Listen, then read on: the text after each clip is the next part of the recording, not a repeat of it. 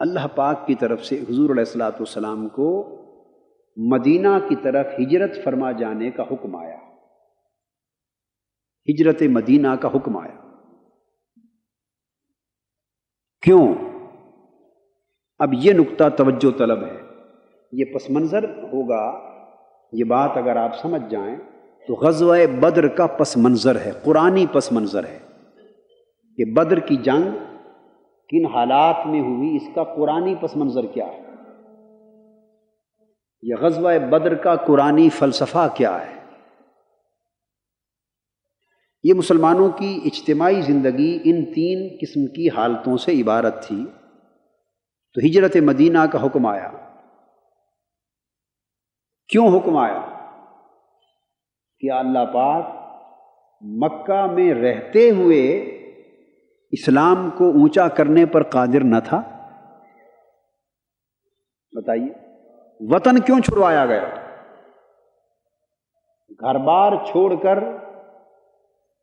میلوں دور ایک نئی بستی میں آباد ہونے کا حکم ہو رہا ہے، ہجرت کا حکم ہو رہا ہے، گھر بار چھوڑنے کا، وطن کاروبار چھوڑنے کا حکم ہو رہا ہے۔ کیوں؟ کیا اسی مکہ میں جو آپ کا وطن ہے، جو اللہ کا گھر ہے، جہاں کعبہ ہے، جس کو آگے چل کر قبلہ بننا ہے اور جس کو عالم اسلام کا مرکز بننا ہے، وہ بستی، وہ شہر کیوں چھڑوایا جا رہا ہے؟ اللہ پاک قادر مطلق ہے، ان اللہ علی کل شیء قدیر۔ کیا وہ قادر نہ تھا کہ اسی مکہ میں رہتے ہوئے حکم دیتا کہ میرے حبیب صلی اللہ علیہ وسلم اسی دعوت اور تبلیغ کے عمل کو جاری رکھیں، اور آج یہ حالات ہیں، کل کو یہ حالات ہم بدل دیں گے؟ اللہ کی قدرت سے یہ باہر تھا؟ یہاں ایک بات سمجھنے والی ہے، اللہ کی قدرت سے تو کچھ بھی خارج نہیں ہے، حتیٰ کہ اس کی قدرت میں یہ بھی داخل ہے کہ وہ چاہتا، اللہ پاک پسند فرماتا تو بغیر جنگوں اور غزوات کے اسلام کو سر بلند کر دیتا۔ کیا اللہ اس پر قادر نہیں کہ نہ غزوہ بدر ہوتا، نہ غزوہ احد ہوتا، نہ خندق اور احزاب کی جنگ ہوتی، نہ طائف اور حنین کے مارکے ہوتے، یعنی ساری جنگیں ختم ہو جاتی، اور ویسے ہی اللہ پاک فرماتا میرے حبیب آپ دعوت اور تبلیغ کے عمل کو جاری رکھیں، ہم اسلام کو سر بلند کر دیں گے۔ جنگ کی ضرورت ہی نہیں، ٹکر کی ضرورت ہی نہیں، معرکہ آرائی کی ضرورت ہی نہیں، اور کئی سینکڑوں صحابہ کو شہید کروانے کی بھی ضرورت نہیں۔ ہر کوئی اپنے گھر میں رہے، آباد رہے، اپنا کام جاری رکھیں، اسلام سر بلند ہو جائے گا۔ کہ اللہ پاک اس طریقے سے اسلام کو اونچا کرنے پر قادر نہیں تھا؟ جی قادر تھا۔ کون سی بات ہے جو اللہ کی قدرت سے خارج ہے؟ وہ جو پہاڑ سے صالح علیہ السلام کی اونٹنی پیدا کر سکتا ہے، جو موسیٰ علیہ السلام کے ڈنڈے سے سمندر میں راستے بنا سکتا ہے، وہ جو ایک غار میں 309 سال تک بغیر کھائے پیے اصحاب کہف کو زندہ رکھ سکتا ہے، وہ جو بغیر باپ کے حضرت عیسیٰ علیہ السلام کو پیدا کر سکتا ہے، اور ابابیلوں سے ابرہہ اور اس کے لشکر کو مروا سکتا ہے، اپنا کعبہ بچا سکتا ہے، یعنی اللہ کی قدرت سے کیا بعید ہے؟ تو وہ چاہتا تو بغیر معرکہ آرائی اور تصادم کی زندگی اور ہجرت اور نقل مکانی کی زندگی کے بغیر صرف دعوت اور تبلیغ ہی کے عمل سے اسلام کو سر بلند فرما دیتا، اور اسلام کا نظام دنیا میں نافذ ہو جاتا۔ مگر اللہ پاک نے ایسا نہیں کیا۔ کس کے لیے؟ اپنے محبوب نبی کے لیے بھی ایسا نہیں کیا، اور ہم اپنے لیے یہ چاہتے ہیں۔ ہمارا حال یہ ہے کہ جو کام اللہ نے اپنے حبیب کے لیے نہیں کیا، ہم وہ اپنے لیے چاہتے ہیں کہ نہ ٹکر لینی پڑے، نہ معرکہ آرائی ہو، نہ تصادم ہو، نہ پتھر کھانے پڑے، نہ گالیاں سننی پڑے، نہ مخالفتیں ہوں، نہ مزاحمتیں ہوں، کچھ بھی نہ ہو، بس خالی تقریر کریں، وعظ کریں، لوگ ہاتھ چومتے رہیں اور اسلام اور نظام مصطفیٰ غالب آ جائے۔ ہم یہ چاہتے ہیں، وہ کام چاہتے ہیں جو اللہ نے اپنے نبیوں کے لیے نہیں کیا۔ بتائیے کیا ہم یہ نہیں چاہتے؟ بولیے دل سے چاہتے ہیں کہ نہیں؟ زبان سے کہیں یا نہ کہیں، مگر جس طرح کی باتیں ہم کرتے ہیں ان باتوں کے پس پردہ یہی آرزو ہے، اور کیا ہے؟ اور قرآن مجید فرماتا ہے وَكَأَيٍّ مِّن نَبِيٍّ قَاتَلَ مَعَهُ رِبِّيُّونَ كَثِيرٌ۔ تصادم اور حق اور باطل کے معرکہ کو دعوت دیے بغیر حق کے غلبے کی آرزو کرنے والوں، سوچو تو صحیح، کتنے سینکڑوں ہزاروں نبی ایسے ہو گزرے اور ان کے ساتھ کتنے ولی اور روحانی ربانی لوگ ایسے ہو گزرے جنہیں تلواریں اٹھا کر اللہ کے دین کو سر بلند کرنے کے لیے میدان میں اترنا پڑا اور اپنی جانوں کا نذرانہ دینا پڑا، اپنے خون دینے پڑے، جو اللہ کی راہ میں مارے گئے، شہید ہوئے، آروں سے چیرے گئے، مگر وہ نہ گھبرائے، نہ سست پڑے، نہ ان کی ہمت کمزور پڑی۔ اللہ کے دین کے لیے جو کچھ بھی ہوتا رہا وہ اس کے باوجود لڑتے رہے۔ تو اللہ رب العزت قادر تھا، مگر یاد رکھ لیں اس کائنات میں اللہ پاک اپنے دین کے غلبے کے لیے اور باقی دنیا کے ہر کام کے لیے اللہ نے ایک نظام بنایا۔ اللہ نے ایک بیمار کو شفا اللہ ہی دیتا ہے، مگر طبیب اور معالج کے پاس جانا اور علاج کروانا یہ اللہ نے نظام دیا ہے۔ وہ بغیر دوائی کے بھی شفا دے سکتا ہے، مگر نہیں، اس کا نظام قدرت یہ ہے کہ معالج کے پاس جائیں اور علاج کروائیں۔ حدیث پاک میں ہے حضرت سعد بن ابی وقاص رضی اللہ تعالیٰ عنہ ایک صحابی، ان کو دل کی تکلیف ہو گئی، ہارٹ اٹیک ہو گیا یا انجائنا کی پین ہو گئی۔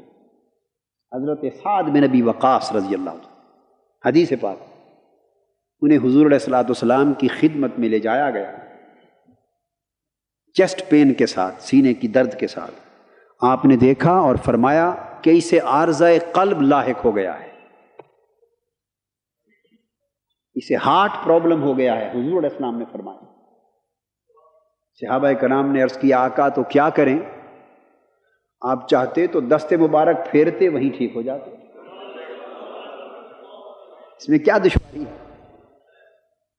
ایک جنگ کا موقع تھا، چونکہ وہاں معالج کی فرصت نہ تھی۔ ایک صحابی حضرت قتادہ بن نعمان رضی اللہ تعالیٰ عنہ کی آنکھ نکل گئی نیچے، ہاتھ پر آ گئی، آنکھ کا ڈیلا نکل کے ہاتھ پر آن پڑا۔ آقا کی بارگاہ میں پیش ہوئے، وہاں ایسا وقت اور فرصت نہ تھی کہ معالج کی طرف بھیجیں، دست مبارک سے آنکھ اٹھا کر واپس رکھ دی، شفا یاب ہو گئے۔ اور جوں جوں وہ بوڑھے ہوتے گئے، دوسری آنکھ کی بینائی بڑھاپے کے ساتھ کم ہوتی چلی گئی، جو آنکھ آقا نے پھر سے عطا کی تھی اس کی بینائی بڑھتی چلی گئی صلی اللہ علیہ وسلم۔ مقصد بات کا یہ ہے کہ نہ کچھ اللہ کی قدرت سے خارج ہے اور نہ کچھ آقا کے تصرفات، معجزات اور کمالات سے خارج ہے۔ جس طرف دھیان کر دیں وہی ہو جائے۔ ایک جنگ میں تلواریں زیادہ نہیں تھیں، صحابہ کرام کو فرمایا تم درختوں سے ٹہنیاں ہاتھوں میں لے لو، چلانا ضرور ہے کچھ جنگ میں، خالی ہاتھ نہیں جانا، ٹہنیاں پکڑ لو، تم ٹہنیاں پکڑ کے چلاؤ، میں انہیں تلوار میں بدل دیتا ہوں۔ آقا نے توجہ کی، ان کی ٹہنیاں تلواروں کا کام کرنے لگی۔ وہ جو ٹہنیوں کو تلوار بنا سکتے ہیں وہ بغیر ٹہنیوں کے نہیں لڑوا سکتے، مگر نہیں، فرمایا نظام یہی ہے کہ کچھ کرنا ضرور ہے۔ اللہ پاک نے دین کے غلبے کے لیے بھی نظام بنایا ہے، دین کے غلبے کے لیے نظام بنایا۔ لوگوں تک اللہ کا پیغام فقط پہنچانے کے لیے تبلیغ بنائی ہے، اللہ کے پیغام سے لوگوں کو آگاہ کرنے اور دعوت دینے کے لیے نظام تبلیغ رکھا ہے، اور اللہ کے دین کو غالب کرنے کے لیے نظام جہاد رکھا ہے، باطل سے ٹکرا جانا، حق اور باطل کا معرکہ۔ سو ایک نظام بپا کیا، فرمایا کہ یہ جو حالتیں مسلمانوں کی ہیں ہم بدلنے پر قادر ہیں، مگر اس کے بدلنے کے لیے بھی ایک نظام ہے۔ اگر آپ یہی مکہ میں رہے تو حالت یہ رہے گی مسلمانوں کی، اگر وہ سیاسی طور پہ کمزور رہیں اور خالی تبلیغ ہی کرتے رہیں، معاشی طور پہ کمزور رہیں اور خالی تبلیغ کرتے رہیں، سماجی طور پہ کمزور رہیں اور خالی تبلیغ کرتے رہیں، تو ساری عمر تبلیغ میں گزر جائے گی مگر حق کا کلمہ سر بلند نہیں ہوگا۔ ہم چاہتے ہیں میرے حبیب حق کا کلمہ سر بلند ہو، تو کیا فرمایا؟ اب اس کا طریقہ یہ ہے کہ یہاں سے ہجرت کریں، نئی بستی میں جا کے اپنے اسلامی اقتدار کا آغاز کریں۔ اب اللہ پاک نے اس کے بعد فرمایا فآواکم، پس تم کو ہجرت مدینہ کے ذریعے، ہجرت مدینہ کے ذریعے فآواکم، تمہیں سماجی اور معاشرتی اعتبار سے محفوظ ٹھکانہ عطا کیا، سماجی اور معاشرتی اعتبار سے محفوظ ٹھکانہ عطا فرمایا۔ وَأَيَّدَكُمْ بِنَصْرِهِ، اور سیاسی اقتدار کے ذریعے تمہاری مدد کی، سیاسی قوت، حکومت اور اقتدار دے کر تمہاری مدد کی، تمہیں سیاسی طور پر مضبوط بنایا۔